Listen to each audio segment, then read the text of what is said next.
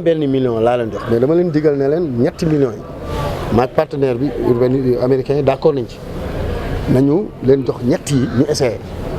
waaw parce que ñoom la ñuy def souvent dañ lay jox benn affaire su réussir ñu dolli la alors ñun nag fii dañoo wóolu ñu jox ñu lépp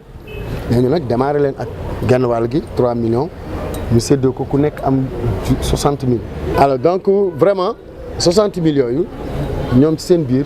dañuy sax cotiser pour seen collectif bi weer bu nekk téeméer def seen remboursement avec taux d'intérêt de 5%. junni bu nekk juróom fukk loolu pour wane ne ñoom du xaalis bi moo leen intéressé mais def ngir daara yi moo leen intéressé donc nee naa leen nañu bar fay ko ci 3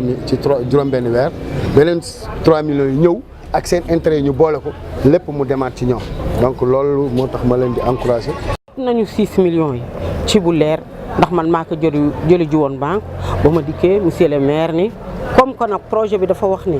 yéen jigéen ñi bu ñu leen di jox nañ leen seet ba xam naka ngeen di doxale dañ leen di jox 3 millions yi ngeen def benn phase test bu awee yoon ñu joxaat leen ni ci des ci loolu la ñu nekk nag tey jii nag moo tax ñu ñëw nag quand même ak 3 millions yi mi ngi nii ci leget bi ñu war cee liggéey weccoonte ak ndeyu daara yi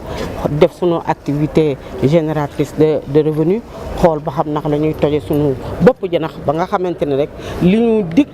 askan wi dig ko monsieur le maire dig ko sëriñ daara yi dinañ ko matale.